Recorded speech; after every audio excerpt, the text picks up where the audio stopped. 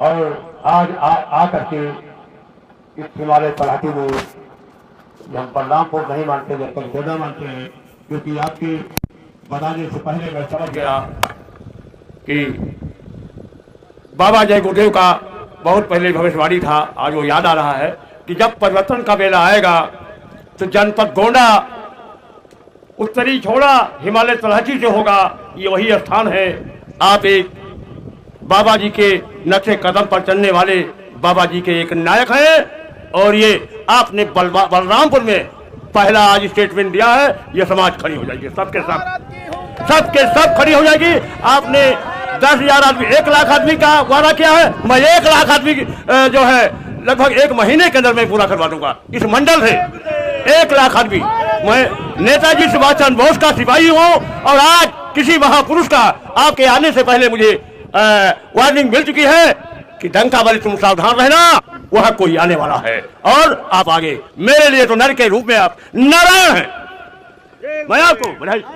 सभी सत्संगी प्रेमी भाई बहनों, मैं आपको पुनः सचेत करना चाहूंगा। परम पूज्य स्वामी जी महाराज के वचन चंडी मशाल लेकर पूरे विश्व के भ्रमण पर निकल पड़ी है। सारे मुल्कों का धन गायब करेगी, बड़े बड़े पूंजीपति खत्म हो जाएंगे। डंकल प्रस्ताव लागू होने के पहले उन्होंने हिदायत दिया था कि भारत में अपना कोई धंधा व्यापार मत करो, भारत की जनता दे नहीं पाएगी और ये खाली हाथ वापस भागेंगे। केवल जनता को जागने की देरी है। विदेशी कंपनियों ने भारत को जो लूटा है गुमराह करके, इनके जाने का समय हो रहा है। अभी हमारे आपके बीच में हमारे भाई डॉक्टर देवेंद्र बल्लारा ने जो खुल करके कह दिया कि मेरे पास समय ज्यादा नहीं है, मुझे केवल 1 लाख आदमी चाहिए जो जगे हुए। फिर घोषणा कर दिया जाएगा स्वराज, रामराज और सतयुग की, जिसकी परिकल्पना शहीदों की थी, जिसकी आवाज बाबा जय गुरुदेव की कि कलयुग में कलयुग जाएगा, कलयुग में सतयुग आएगा और मुट्ठी भर लोगों से परिवर्तन हो जाएगा। इसलिए भारत की हुंकार है, जनता ही सरकार है, भारत की हुंकार है, जनता ही सरकार है। आप लोग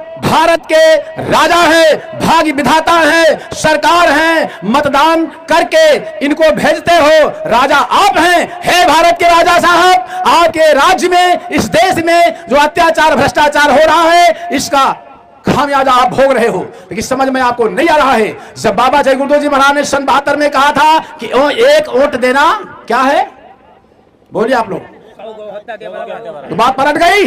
है सत्संगियों, अब भी समझ जाओ, अब भी खड़े हो जाओ। हमारे डॉक्टर साहब ने कहा तुम कितने खंडों में बढ़ जाओ, लेकिन सत्य के लिए आप लोग खड़े हो जाओ, फिर देश का भला कल्याण हो जाएगा। ये आवाज आप लोग जन जन तक पहुंचा दीजिए।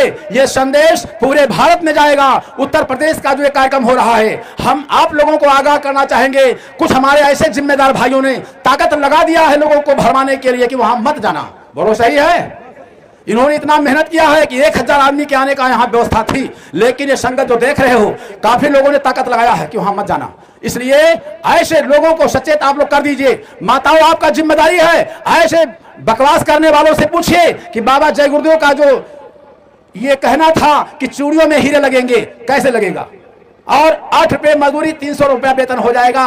दिल्ली से राजधानी हटेगी, विश्व की न्यायपालिका भारत में कैसे होगी, चूड़ियों में हीरे कैसे लगेंगे, फार्मूला बताओ, वरना इनको पकड़िए। सेवा मांगने वालों को, किसके नाम पर सेवा मांग रहे हैं? सेवा सेवा सेवा। मैं खुले मन से कहता हूं, सेवा लेने वालों को मेरे पास भेजिए। कितना सेवा लेंगे? बाबा जय गुरुदेव के नाम पर अगर सेवा ले रहे हैं तो बाबा जय गुरुदेव जी महाराज ये कौन है, बोलिए आप लोग। ये लोग बताएंगे नहीं बताएंगे?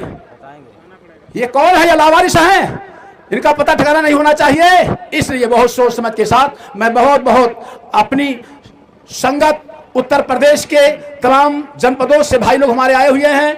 अभी रात को बैठ करके एक विचार विमर्श होगा। आप लोग भी रुकना चाहें तो रुकिए। तो हम अपने डॉक्टर साहब का बहुत आभार प्रकट करते हैं, जो अपना विशेष समय निकाल करके हम लोगों के बीच में आकर के अपना कीमती समय दिया। काफी समय से हम लोग इंतजार कर रहे थे, लेकिन इनका समय बड़ा कीमती है और अभी आपके बीच में, और सुबह ही इनको भाग करके बहुत दूरी जाना है। तो ये सब चीजें हैं। इन्हीं शब्दों के साथ को वाणी को विराम देते हुए रात में प्रस्ताव पर चर्चा होगी और प्रस्ताव पर, विशेष बातों पर चर्चा होगी।